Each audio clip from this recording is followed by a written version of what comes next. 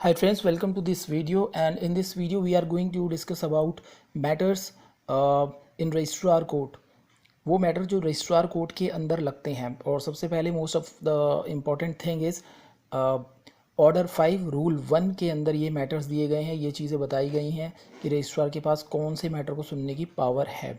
तो रजिस्ट्रार के पास बहुत सारी एप्लीकेशंस वगैरह जाती हैं। मैं वन बाय वन आपको बता देता हूँ। फर्स्ट है application for discovery and inspection, application for delivery of interrogatories. अब कई सारे लोग बोलते हैं डिस्कवरी एंड इंस्पेक्शन क्या है। भाई डिस्कवरी एंड इंस्पेक्शन है जो डॉक्यूमेंट्स वगैरह होते हैं, मटेरियल फैक्ट्स वगैरह होते हैं जो हमें चाहिए होते हैं। तो जो कोई पार्टी है वो चाहती है कि हमें ऐसी जो एप्लीकेशन हम दे रहे हैं कि हमें कुछ इन्फॉर्मेशन चाहिए कहीं से, कुछ डॉक्यूमेंट्स वगैरह चाहिए और मटेरियल फैक्ट्स चाहिए, वो हमें डिस्कवर करने की और इंस्पेक्शन करने की किसी पर्टिकुलर जगह पे हैं, किसी ऑफिस अथॉरिटी के पास है, दूसरी पार्टी के पास है, इसकी परमिशन हमें दी जाए तो ऐसी एप्लीकेशन रजिस्ट्रार के पास जाएगी। डिलीवरी ऑफ इंटेरोगेटरीज यानी क्या क्वेश्चंस जो है एक पार्टी पूछती है और दूसरी पार्टी को उनके आंसर देने होते हैं। ये सारे जो क्वेश्चंस की लिस्ट होती है वो इसकी एप्लीकेशन ले रहे हैं रजिस्ट्रार से कि भाई ये सारी इन्फॉर्मेशन, ये सारी इंटेरोगेटरीज की जो लिस्ट वगैरह है वो हमें प्लीज़, उसके लिए हम एप्लीकेशन आपको दे रहे हैं, वो हमें पता चल जाए। एप्लीकेशन फॉर सब्सटीट्यूटेड सर्विस, अब कोई केस जब लगता है उसमें किसी पार्टी का नाम सब्सटीट्यूट हो जाता है, वो पार्टी हट के दूसरी पार्टी आ जाती है, या फिर कोई रिस्पोंडेंट या जो भी पेटिशनर वगैरह होते हैं वो बदलते रहते हैं, मतलब according to the course of जो भी इसका मैटर जब लगता है उसके दौरान ज़रूरी होता है कोई पार्टी हट जाती है उसके बाद कोई और पार्टी लग जाती है, सब सब्सटीट्यूशन होता है।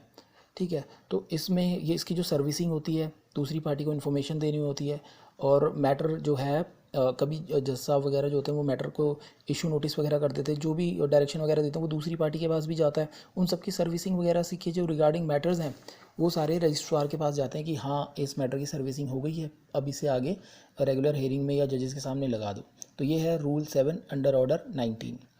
उसके बाद है application from time to plead for the production of document. Document के प्रोडक्शन के लिए हमें थोड़ा समय चाहिए प्लीडिंग के लिए, उसके लिए एप्लीकेशन है। Application for leave to take documents out of the custody of the court, court की कस्टडी से कुछ डॉक्यूमेंट्स हमें चाहिए, इसकी एप्लीकेशन रजिस्ट्रार कोर्ट में। Questions arising in connection with the payment of court fees, court fee के regarding कोई court fee को पे किया गया, इससे रिगार्डिंग कुछ इशू आ गया, कोई क्वेश्चन है ये पूछना है, तो वो रजिस्ट्रार कोर्ट में जाके। Application for the issue of certificate regarding any excess court fee paid under a mistake, आपने किसी भी पार्टी ने गलती से कोर्ट फीस जो है कोई ज़्यादा दे दी, ठीक है ना, कोई आपने ज़्यादा पेमेंट कर दी है कोर्ट फ़ी की, तो उसके रिगार्डिंग आपको एक सर्टिफिकेट लेना होगा रजिस्ट्रार से, उसके बाद ही आपको पैसा ज़्यादा मिलेगा, तो वो रजिस्ट्रार कोर्ट में लगेगा। Application for requisitioning records from the custody of any court और अदर अथॉरिटी, किसी दूसरी अथॉरिटी से, कहीं कोर्ट से आपको कुछ डॉक्यूमेंट रिकॉर्ड्स लेने हैं, रिकॉर्ड्स वगैरह लेने हैं, तो इसकी जो एप्लीकेशन है मंगवाने हैं रिकॉर्ड्स वगैरह, उसकी एप्लीकेशन रजिस्ट्रार कोर्ट में जाएगी। Application for condoning delay in paying deficit court fees, आपने कोर्ट फ़ी ज़्यादा पे करी उसके लिए भी, लेकिन यहाँ पे डेफिसिट कोर्ट फ़ी आपने कम पे कर दी और इस वजह से आपका मैटर नहीं लग रहा, तो जब बाद में आप पेमेंट करेंगे तो आप उसके लिए एप्लीकेशन रजिस्ट्रार कोर्ट में देंगे कि अब हमारी जो डिले थी डेफिसिट कोर्ट फ़ी की उसे कंडोन कर दीजिए और हमारा मैटर सुन लीजिए। तो application for condonation of delay in filing statement of case, जो किसी मैटर के अंदर स्टेटमेंट ऑफ केस, स्टेटमेंट आपको फाइल करनी है और उसमें कुछ डिले हो गया है,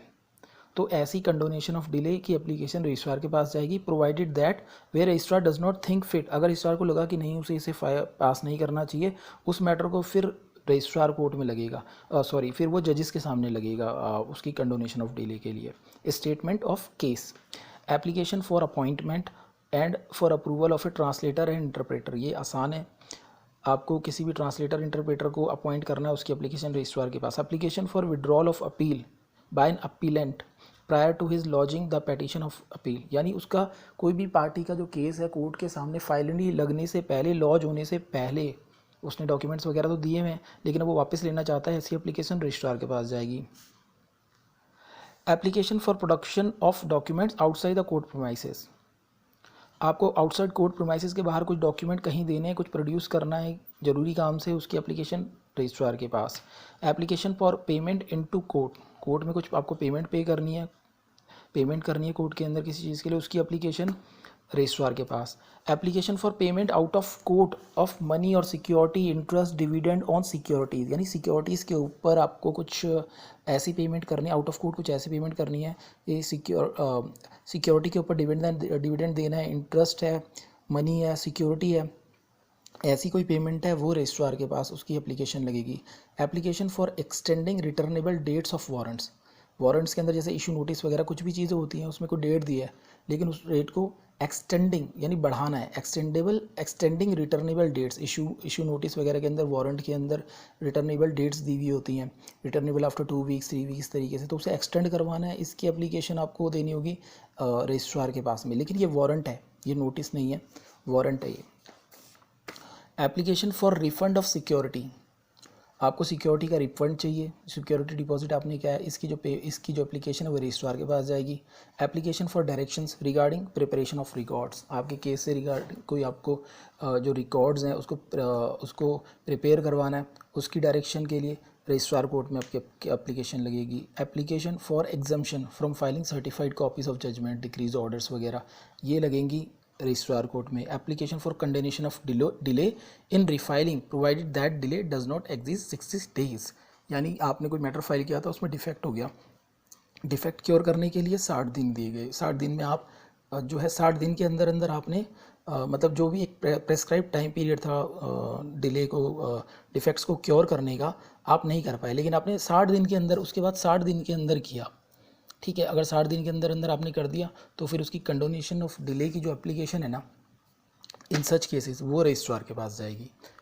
application for condonation of delay in filing process fees, आपने प्रोसेस फीस जो है वो फाइल करने में डिले हो गया, उस वजह से मैटर फाइल नहीं हो पाया टाइम पे, उसकी एप्लीकेशन रजिस्ट्रार के पास।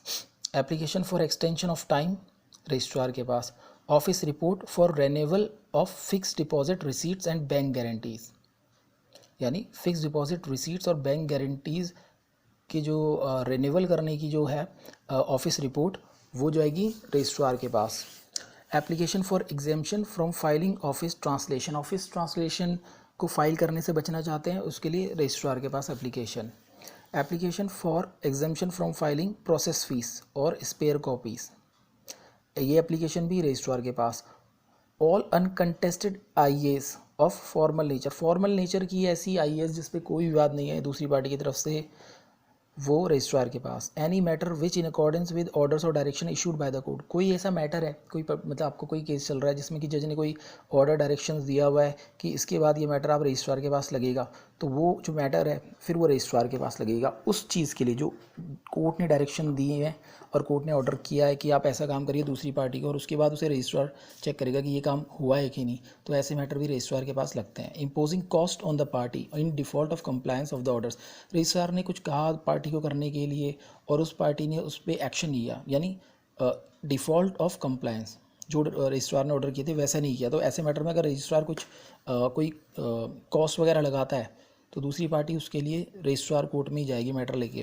Pre final hearing matter to certify that the matter is ready for final hearing, मतलब अगर जज के सामने कोई फाइनल हेयरिंग होने वाली है किसी मैटर की, तो उससे पहले रजिस्ट्रार कोर्ट में मैटर लगेगा to certify that matter is ready in all respects to list before the honourable जज, तो ऑनरेबल जज के पास जाने से पहले उसे सब कुछ तरीके से रजिस्ट्रार कोर्ट में चेक कर लिया जाएगा। तो ये सारी चीज़ें हैं जो कि रजिस्ट्रार कोर्ट्स में आती हैं, और इसमें से कई सारी चीज़ें तो ऑलमोस्ट सेम दिख रही हैं, सिर्फ उसमें थोड़ा सा डिफरेंस ये है कि किसी में कोर्ट फ़ी ज़्यादा हो गई, किसी में डेफिसिट हो गई, किसी में प्रोसेसिंग फ़ीस हो गई, किसी में ट्रांसलेशन के लिए एग्जाम्पशन चाहिए, किसी में प्रोसेस फ़ी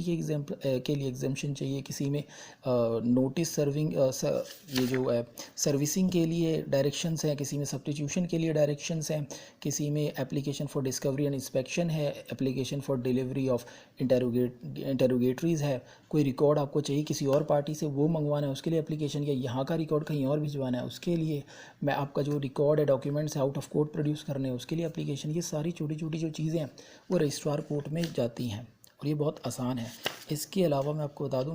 कि इसमें ये जो क्वेश्चन है इसमें मैंने कुछ पॉइंट्स हटा दिए हैं, वो आपको पता चल जाएंगे, वो सारे इसमें लिखने ज़रूरी नहीं थे, बिकॉज इससे ज़्यादा क्या होगा कि क्वेश्चन जो है इसका वो लेंथी हो जाएगा लिखना, और पेपर में सिर्फ इम्पॉर्टेंट चीज़ हमें लिखनी है। ये ऑर्डर 5 रूल 1 के अंदर में आते हैं सारे मैटर्स जो कि रजिस्ट्रार कोर्ट में सुने जाते हैं गाइस। इस चीज़ को आप ज़रूर लिखिएगा आंसर के साथ में। और यही था इसका आंसर। आई थिंक आपको वीडियो पसंद आया होगा, और अगर आपको वीडियो अच्छा लगा तो प्लीज़ वीडियो को लाइक एंड शेयर कर दीजिएगा। और कोई भी इन्फॉर्मेशन चाहिए आपको तो कमेंट बॉक्स में डाल के आप पूछ सकते हैं। Thank you guys.